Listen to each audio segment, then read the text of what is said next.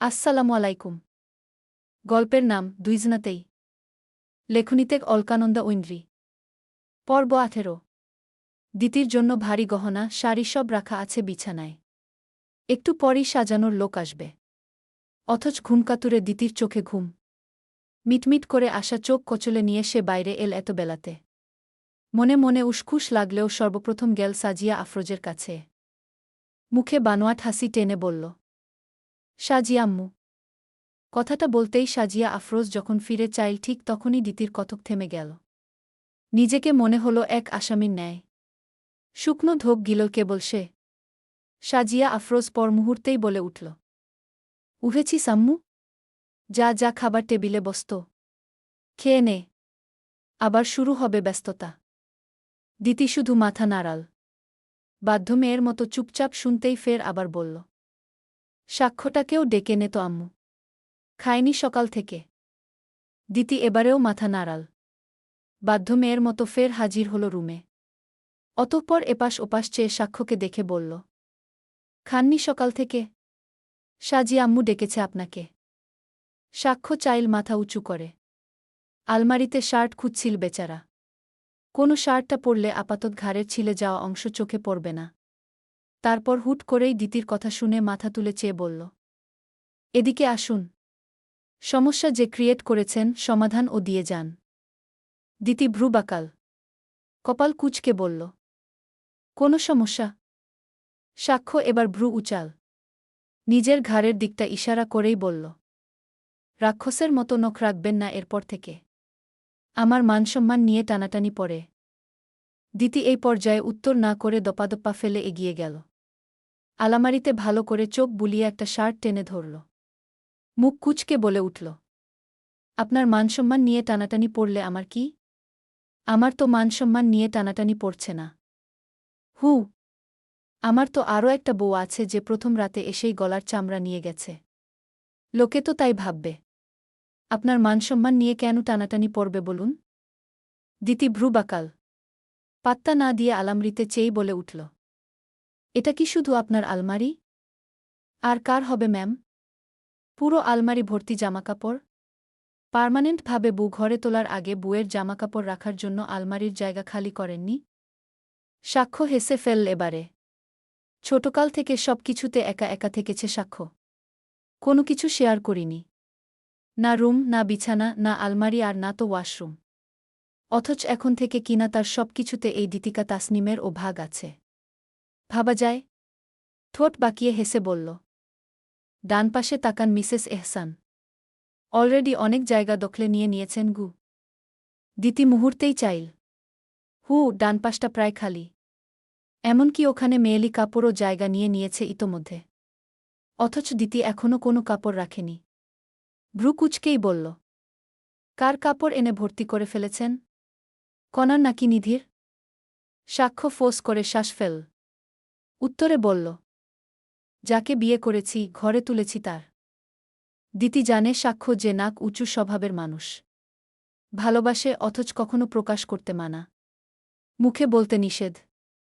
ভাব দেখায় এই ছেলে। ভালোবেসে জেনেই দিতি রাজি হয়েছিল আনুষ্ঠানিক বিয়েতে।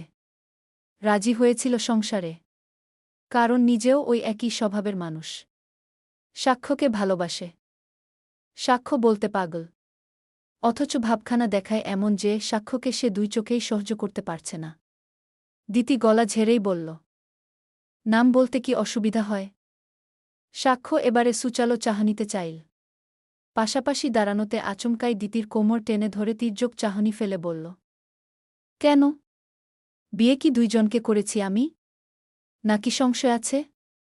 দিতি মুখ লাল করে চাইল। বলে, করতেও পারেন। আগদের এতদিন পরেও শুনি যেখানে বউ সাজার কথা অন্যজনের ছিল। সত্যি করে বলুন তো, ভালো টালো বাসেন কাউকে? বাসব না কেন? অনুভূতিহীন নাকি আমি? তো কাকে বাসেন? কে সে দুর্ভাগ্যবতী? সাক্ষ্য মুখ এগোল ওভাবেই কোমর টেনে। একদম দিতির কানের লতিতে ঠোঁট ছুঁয়ে ফিসফিস গলায় জানাল, বলা নিষেধ। এইটুকু বলেই কোমর ছাড়ল সাক্ষ্য। ঠোঁটে সূক্ষ্ম বাঁকা হাসি রেখে সরে দাঁড়াল কিছুটা। অতঃপর নিজের পরনের টি শার্টটা একটানেই খুলে নিল। উন্মুক্ত সুদর্শন বক্ষটা দিতির চোখের সামনে পড়তেই আচমকা নজর সরাল সে। জামা পাল্টানোর আর জায়গা পায়নি এই লোক। দিতি ফোঁস করে শ্বাস তুল। অস্বস্তিতে চোখের নজর আলমারিতে রাখতেই চোখে পড়ল ডান পাশের নিচের দিকটায় ভাঁজ করে রাখা লেহেঙ্গাটায়। সন্দেহবশত মেলেও চাইল সে সেটা। এই লেহেঙ্গাটা হুবহু তার বিয়ের লেহেঙ্গার মতোই, যেটা সাক্ষ্য পাঠিয়েছে। বলতে গেলে যেটা দিতির পছন্দ হয়েছিল এবং কণা নিয়েছিল। এই একই লেহেঙ্গাটা এখানে দেখে ভ্রু কুচকাল। বলল, এসব কণার জামাকাপড়? লেহেঙ্গাটা তো কণার, তাই না? সাক্ষ্য একপাশে গিয়ে বসল। শরীনের শার্টটা জড়াতে জড়াতে বলল, কণার লেহেঙ্গাটার ডিজাইন সেইম না। ভালো করে দেখুন। ভালো করে তাকান। বুঝতে পারবেন। দিতি ভালো করেই তাকাল। লেহেঙ্গাটার ডিজাইন, কালার সবই তার বিয়ের লেহেঙ্গার মতোই। সে অনুযায়ী কণার লেহেঙ্গাও তো একই হওয়ার কথা ছিল। নাকি পরে ডিজাইন বদলেছিল? দিতি অবশ্য বিয়ের দিন অতটা ভালো করে খেয়াল করেনি। বলল, অন্য ডিজাইনের? কিন্তু আমার বিয়ের লেহেঙ্গার সাথে তো পুরোপুরি মিল। কণাও তো সেদিন একই কালারের লেহেঙ্গা পরেছিল। তো ভিন্ন ছিল? গিয়ে দেখে আসুন। দিতির মুখটা কালো হয়ে এল। একই রকমের দুটো লেহেঙ্গাও বা কিনবে কেন? এই নিয়ে মাথায় প্রশ্নরা ভর করতেই সাক্ষ্য পা এগোল। আচমকা দিতির হাতটা চেপে ধরে বলে উঠল, খিদে পেয়েছে। পেটের অবস্থা আর খারাপ করতে চাই না। চলুন। দিতি কেমন করে যেন চাইল। সে না গেলে কি খেত না, নাকি সাক্ষ্য? নাকি না খেয়ে থাকত? মনের মধ্যে প্রশ্নের নিয়েই হাজির হল খাবার টেবিলে। অতঃপর দুইজনকেই খাবার দেয়া হল। দিতি প্রথমে নুডলসটাই খেল। পছন্দের খাবার তার। বাসায় তার খাওয়া শেষের পর আম্মু নিজেরটা থেকেও বেড়ে দিত। কিন্তু এখন তো অন্য বাড়িতে, অন্য ঘরে। বলা যাবে না। চুপচাপ পানির গ্লাসটা হাতে তুলতেই সাক্ষ্য দিতির খালি প্লেটটা এগিয়ে নিল। নিজের প্লেটের অর্ধেক নুডলস দিতির প্লেটে তুলে দিয়ে হেসে বলল, শেষ করুন। স্বামীর প্লেটের খাবার খেলে স্বামীর প্রতি ভালোবাসা বাড়ে। দিতি ভ্রু কুচকায়। সঙ্গে সঙ্গেই বলল, আপনার প্রতি তো আমার ভালোবাসাই নাই, বাড়া কমা তো দূরের কথা। কথাটুকু বলেই পানি খেয়ে উঠতে নিচ্ছিল দিতি। সাক্ষ্য প্রায় সঙ্গে সঙ্গেই বউয়ের কোমর চেপে ধরে বসাল পাশে। ঠোঁটে বাঁকা হাসি ঝুলিয়ে বলল, আমার প্রতি না থাকলেও চলবে, কিন্তু আপনার স্বামীর প্রতি ভালোবাসা থাকাটা গুরুত্বপূর্ণ। বুঝলেন? দিতি ভ্রু নাচিয়ে প্রশ্ন ছুড়ল এবারে, আপনার বুঝি আপনার স্ত্রীর প্রতি অনেক ভালোবাসা? কই? কোনোদিন তো চোখে পড়েনি। আপনি যে আগে থেকেই কানা, তা বলতে হবে না। যে হারে মোবাইলের স্ক্রিনে তাকিয়ে থাকেন, কানা না হয়ে কি করবেন? দিতি মুহূর্তে চটে গেল। প্রশ্ন ছুড়ল, কাকে কানা বলেছেন? আমাকে? ঠিক না। আপনি কানা মিস্টার সাক্ষ্য এহসান। আমি বুঝি না ভার্সিটি হতে আত্মীয় স্বজন সকলে এই কানা সাক্ষ্য এহসানের জন্য কোন দুঃখে পাগল হয়ে যায়। হোয়াই? সাক্ষ্য হাসল ঠোঁট চেপে। ভ্রু নাচিয়ে দিতির দিকে চেয়ে বলল, আপনি কোনো দুঃখে পাগল হয়েছিলেন ম্যাম? কে বলেছে আমি পাগল হয়েছি? এর চেয়ে ভালো তো বুড়িগঙ্গা নদীতে ঝাঁপ দিয়ে মরা। এইটুকু বলতে বলতেই সাক্ষ্য হুট করেই দিতির কোমর ছেড়ে সেজা হয়ে বসল। মুখচোখ হুট করেই গম্ভীর হয়ে এল। পাশ থেকে তখনই এল সাক্ষ্যর আম্মু। কি ভদ্র ছেলে সেজে গেল মুহূর্তে। দিতি যেন অবাকি হল এমন রূপ দেখে। কিছু বলতে নিতেই সাক্ষ্য গম্ভীর স্বরে বলল, আম্মু, তোমার বান্ধবীর মেয়ে তো খাবার খায়নি। পরে পেটে খিদায় সেন্সলেস হয়ে না বদনাম ছড়ায়। দিতি প্রায় সঙ্গে সঙ্গেই বলে উঠল, ভুল কথা সাজি আম্মু। খেয়েছি আমি। সাক্ষর আম্মু চোখ ছোট ছোট করে চাইল। প্লেটের দিকে চেয়ে বলল, উইটুকু খাবারে পেট ভরেছে মা? সারাদিন কত ছাপ যাবে। খেয়ে নে পেট ভরে। পরে কোনো দুপুরে খাবি। এখনও প্রায় দুপুরই তো সাজি আম্মু। দুপুর তো কি? পরে খিদেতে মাথা টাথা ঘুরে পড়ে যাবি আম্মু। খেয়ে নে গি। এইটুকু বলেই কাজের ব্যস্ততায় আবার চলে গেলেন। স্বাক্ষর গম্ভীর মুখ ফের আগের মতো হয়ে গেল। হেসে হাত বাড়িয়ে চামচে খাবার তুলে বলল, হা করুন, খাইয়ে দেই। দিতি শুধু কটমট করে চাইল। কি নাটকবাজ। দাঁতে দাঁত চেপে বলল, গিরগিটি। সাক্ষ্য হাসে। চামচের খাবারটুকু দিতিকে খাইয়ে দিয়ে বলে, কি টেস্ট না? স্বামীর হাতের খাবারে দারুণ টেস্ট থাকে। দারুণ টেস্ট, একদম গলা চেপে ধরার মতো টেস্ট। সাক্ষ্য আর কথার রিসিপশনের অনুষ্ঠানটা অন্য একটা জায়গায় আয়োজন করা হয়েছে। আত্মীয় স্বজনে মোটামুটি ভিড়ই। কথার পরনে মেরুন রঙের শাড়িটা মেয়েটাকে সত্যিই মানিয়েছে। গোলগাল আলুথালু শরীরটায় লাগছে পুতুলের মতো। সে সাজটা চেঞ্জ করল না সে কারোর কথাতে, বরং ওভাবে থেকেই খুঁজতে খুঁজতে সাম্য বন্ধু নিহালের কাছে এল। জানতে চাইল, নিহাল ভাই, সাম্য ভাই কোথায়? দেখেছেন? মাম্মি ডাকে গু। বোধহয় রাস্তার আছে। ডেকে আনব? রাস্তায়? কেন? কিসের জন্য জেন পাঠানো হয়েছিল ওকে? কথা শুনল। বলল, আচ্ছা আমি গিয়ে দেখছি। কথা গিয়ে দাঁড়াল রাস্তায়।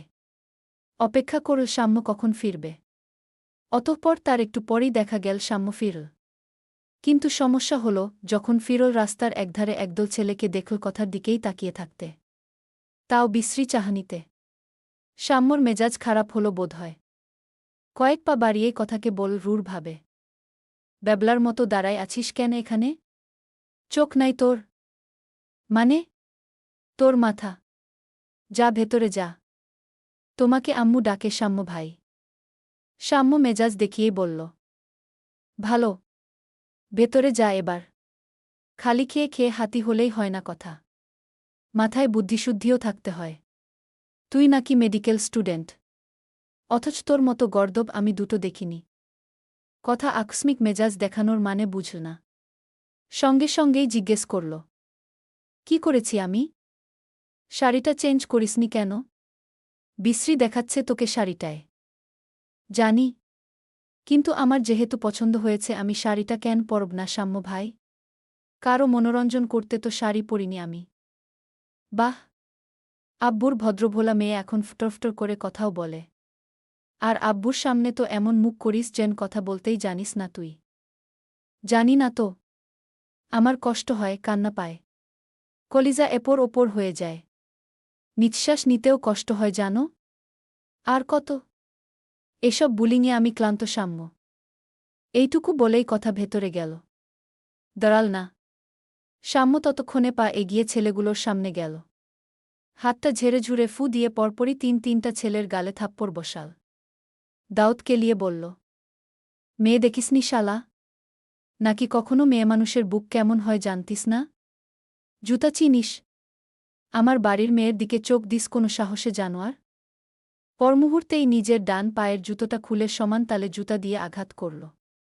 করতে করতেই বলল, দিবি চোখ? আরও কখনো কারোর দিকে বিশ্রী নজরে চাইবি? সাম্য থামল না। একের পর এক জুতোর আঘাত দিতে দিতেই পেছন থেকে সাম্যর বন্ধুরা এসে ছাড়িয়ে নিতে চাইল ভীষণ করে। অথচ সাম্য থামবার পাত্রই নয়। রাগে যেন কাঁপছে ছেলেটা। গল্প ভালো লেগে থাকলে অবশ্যই একটা কমেন্ট করে যাবেন আর সাবস্ক্রাইব করে রাখবেন যাতে পরের পর্ব পোস্ট করার সাথে সাথে আপনি পেয়ে যান।